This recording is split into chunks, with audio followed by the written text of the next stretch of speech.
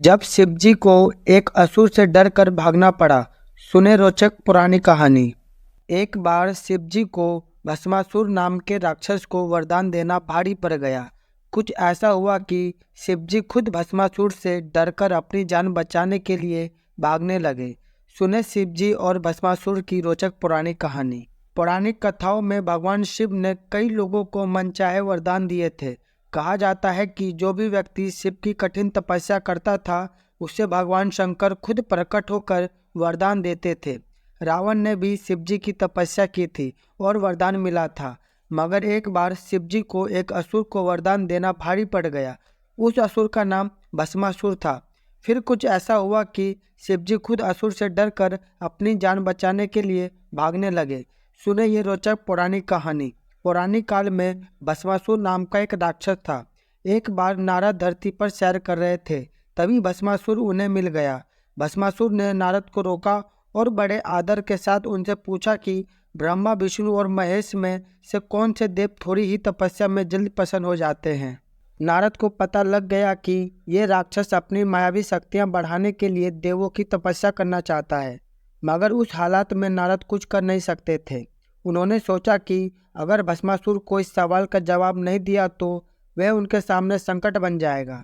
तब नारद ने बहुत सोचकर भस्मासुर से कहा कि वैसे तो त्रिदेवों में से किसी की भी तपस्या करने से मनचाहा वरदान मिल सकता है। बाकी दोनों देवों को प्रसन्न करने के लिए कई सालों तक कठिन तपस्या करनी पड़ती है। भस्मासुर को बात समझ आ गई। उसने नारद को धन्यवाद कहा और विदा ली। नारद के कहे अनुसार भस्मासुर हिमालय की पहाड़ियों में पहुंच गया। वहां शिवजी की तपस्या करने लगा। बहुत समय तक शिवजी प्रसन्न नहीं हुए तो उसने कठिन तपस्या शुरू कर दी। समय बीतता चला गया लेकिन शिव प्रसन्न नहीं हुए।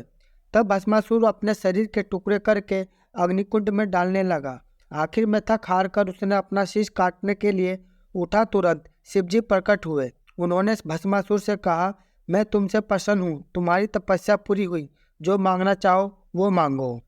भस्मासुर ने शिवजी को प्रणाम किया और कहा कि नारद ने मेरे साथ छल किया है। उन्होंने कहा था कि शिवजी थोड़ी ही तपस्या में बड़ी जल्दी प्रसन्न हो जाते हैं, मगर मैंने इतनी कठिन तपस्या की तब जाकर आप प्रकट हुए हैं।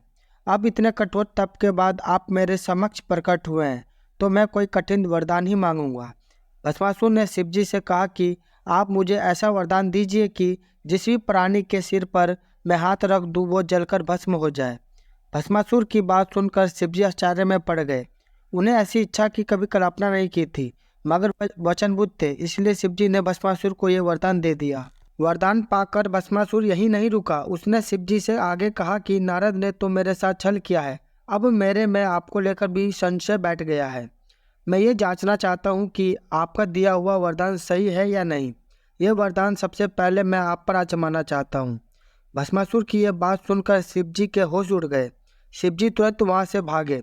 भस्मासुर भी शिवजी के पीछे पीछे भागने लगा। शिवजी धरती से देवलोक पहुंच गए, मगर भस्मासुर ने उनका पीछा नहीं छोड़ा। आखिर में भगवान विष्णु के पास पहुंचे और उनसे इस समस्या का निदान करने को कहा। विष्णु जी ने शिवजी से कहा कि अगर बिना सोच विचार के हर किसी को वरदान दोगे तो यही हाल होगा। मगर शिवजी की मदद के लिए भगवान विष्णु ने एक स्त्री का रूप धारण किया और भस्मासुर के पास चले गए। उन्होंने भस्मासुर को रास्ते में रोका और बड़े प्रेम से पूछा कि वह इतनी जल्दी में क्यों है। भस्मासुर ने पूरा वाकया उन्हें बता दिए। विष्णु जी पहले तो भस्मासुर पर हंसे और फिर कहा कि तुम्हें नारद ने गलत जानकारी दी है। शिवजी का काम वरदान देने का नहीं है। शिवजी को तो खुद का कोई ठिकाना नहीं है। वे पहाड़ों में रहते हैं और पिशाचों के साथ घूमते रहते हैं। वे क्या किसी को वरदान देंगे? वरदान तो सिर्फ दो ही देवता देते हैं, वो है ब्रह्मा और विष्णु। भस्मासुर इसके बातों में आ गया। स्त्री रूपी विष्णु ने भस्मासुर से कहा, तुम्हें अगर मेरी बात पर भरोसा ना हो तो अपना हाथ खुद के सिर पर रखकर आजमा लो। भस्मासुर ने जैसे ही अपने सिर पर हाथ रखा, अग्नि का एक प्रबल ज्वाला उत्पन्न हुई और एक झटके में उसका शरीर जलकर भस्म हो गया। इस तरह भस्मासुर शांत हो गया। हर हर महादेव। दोस्तों, वीडियो अच्छा लगे तो वीडियो को लाइक कर देना और हाँ, चैनल को सब्सक्राइब करना ना भूलें। आपके लिए इसी तरह डेली अपडेट लाता रहूँगा। धन्यवाद। जय श्री